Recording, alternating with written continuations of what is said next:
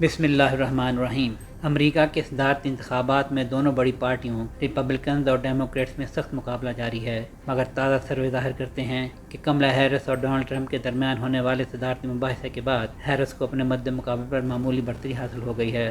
امریکہ میں ووٹر اپنا اگلا صدر منتخب کرنے کے لیے 5 نومبر کو حق رائے دہی استعمال کریں گے۔ ابتدائی طور پر اس الیکشن کو 2020 کے صدارتی الیکشن کا ری پلے ہونا تھا، مگر جولائی میں صدر جو بائیڈن صدارتی الیکشن کے دور سے دستبردار ہو گئے اور اس انتخابی مارکے کے لیے اپنی نائب کملا ہیرس کی حمایت کا اعلان کر دیا، جس نے اب اس بڑے سوال کو جنم دیا ہے کہ اب کی بار امریکہ کو اپنی پہلی خاتون صدر ملے گی یا ٹرمپ کو صدارت کی دوسری مدت۔ اسی لیے جیسے جیسے امیدواروں کی انتخابی مہمات الیکشن کے دن کی طرف بڑھ رہی ہیں، اسی طرح اس مارکے میں لوگوں کی دلچسپی بھی بڑھ رہی ہے۔ امریکہ میں قومی سطح پر ہونے والے تازہ الیکٹورل پول سے ظاہر ہوتا ہے کہ 10 ستمبر کو پینسلوینیا میں ہونے والے صدارتی انتخابی مباحثے کے بعد کملا ہیرس کی پسندیدگی میں اضافہ ہوا ہے، جو جولائی میں صدارتی امیدوار بننے کے بعد سے تمام پولز میں ڈونلڈ ٹرمپ سے پیچھے تھیں، مگر اب انہیں اپنے مد مقابل پر 2 سے 2.5% پوائنٹس تک برتری حاصل ہو گئی ہے۔ اگرچہ یہ برتری بھی کسی صورت فیصلہ کن نہیں، مگر اہم بات ہیرس کے نمبروں کی دوڑ میں ٹرمپ سے آگے نکلنا قرار دی جا رہی ہے۔ اس وقت ہیرس کی ووٹر پذیرائی کی شرح 48%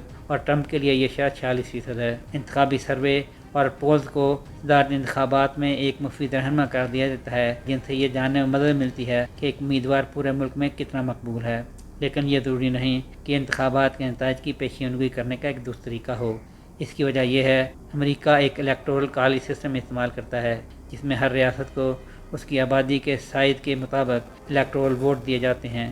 الیکٹورل کالج کے کل 538 ووٹ ہیں اور کسی امیدوار کو جیتنے کے لیے 270 ووٹ حاصل کرنے کی ضرورت ہوتی ہے، خواہ اس کے عوامی ووٹ اپنے مد مقابل سے کم ہوں۔ امریکہ میں 50 ریاستیں ہیں، جن میں سے زیادہ تر ہمیشہ ایک ہی پارٹی کو ووٹ دیتی ہیں۔ اس لیے حقیقت میں چند ہی ایسی ریاستیں ہیں جہاں جیت ہار کا فیصلہ ہوتا ہے، اور یہی وہ ریاستیں ہیں جنہیں امریکی صدارتی الیکشن میں میدان جنگ کے طور پر جانا جاتا ہے۔ ان ریاستوں میں Arizona, Georgia, Michigan, Nevada, North Carolina, Pennsylvania اور وسکنسن شامل ہیں۔ ان کے مجموعی الیکٹورل ووٹوں کی تعداد 94 ہے۔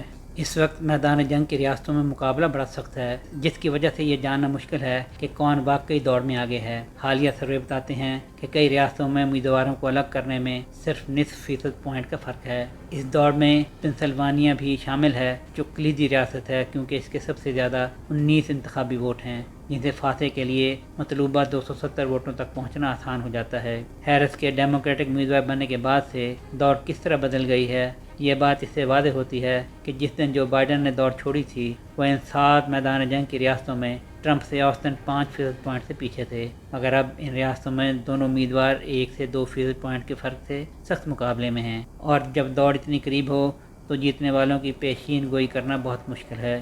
سہیل شہریار، آئی پاک ٹی وی، لاہور۔